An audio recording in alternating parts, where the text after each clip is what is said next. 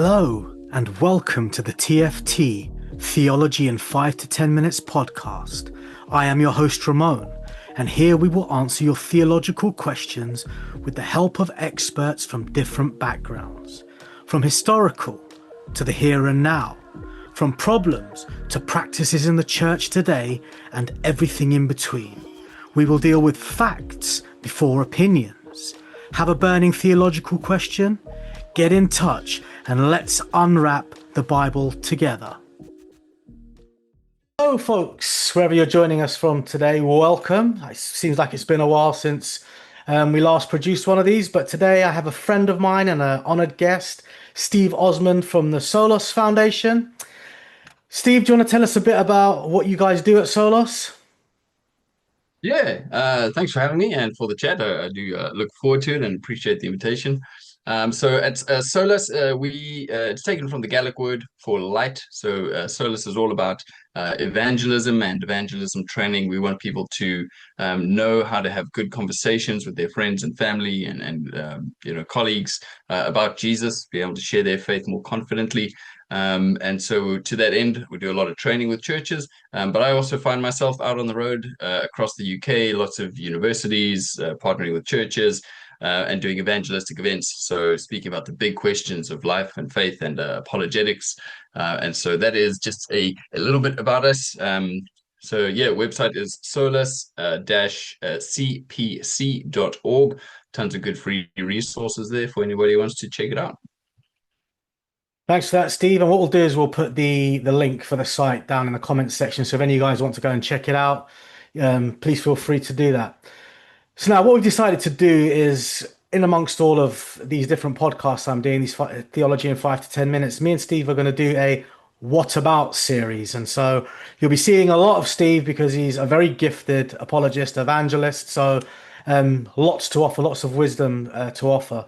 So we thought for the beginning one, what we're going to do, folks, is we're going to address this question: what about truth? So, Steve, in 5 to 10 minutes, can you tell us what about truth? Is truth relative, and how can we know what's true or even what's real?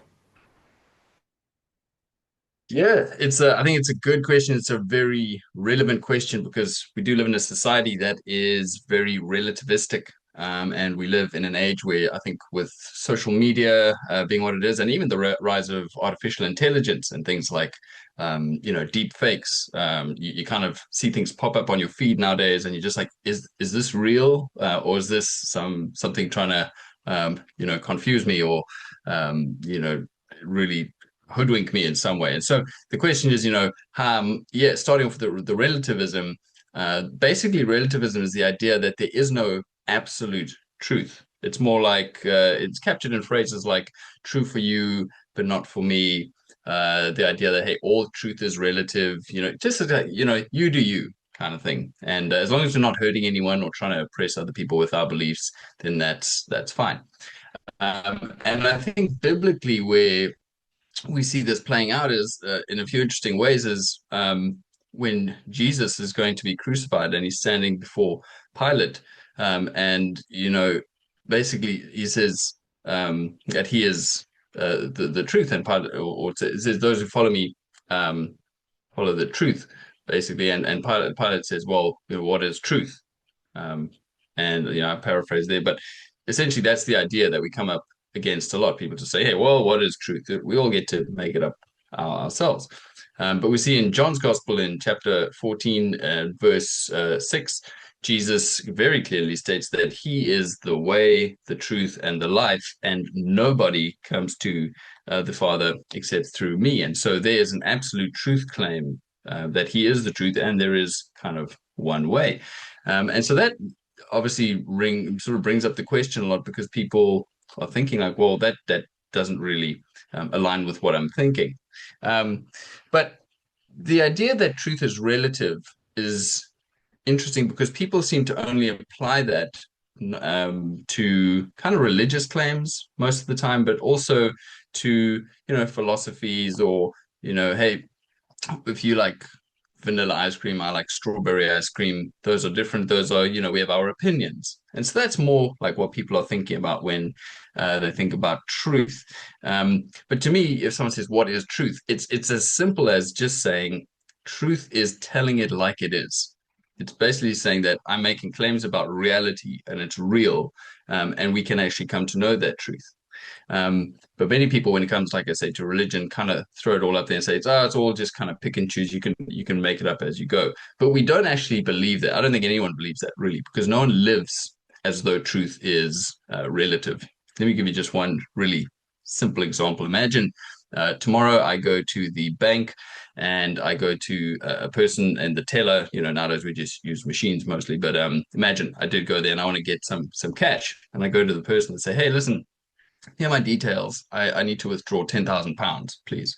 And they say, yes, Miss Osmond. And they start typing away.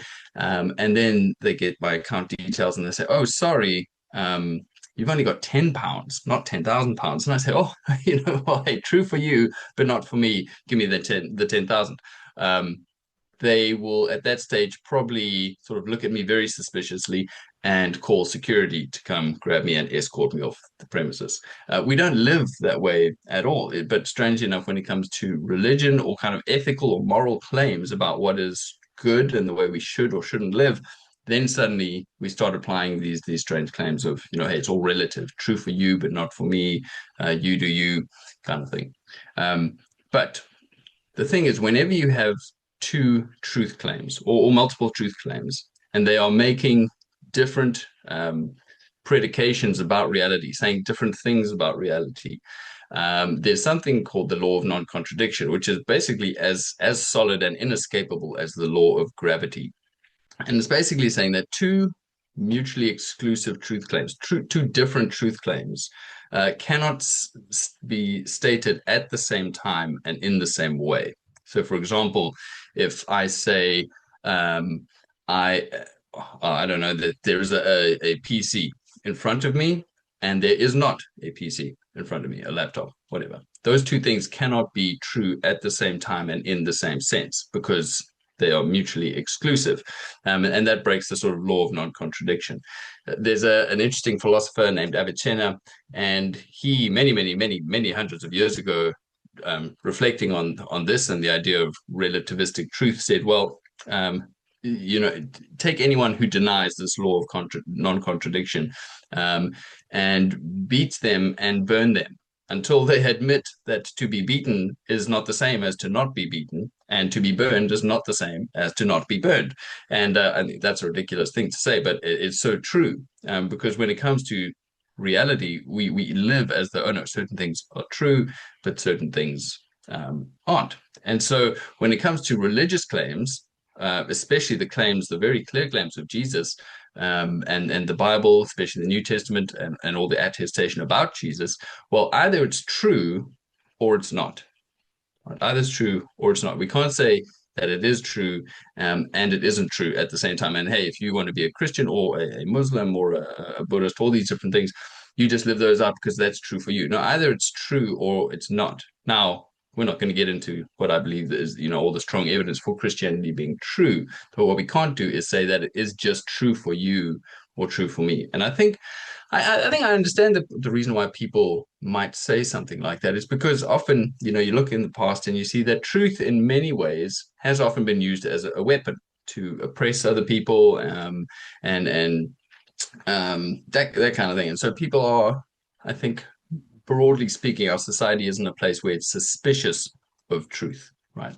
So that's the relativism. Relativism really fails. But I think the better question, or the question that people really wrestle with, especially nowadays in light of social media and all the competing voices in the world, and be like, oh man, okay, well, what is true and how can I know what's true, right? What are the tests for truth? And there are quite a few.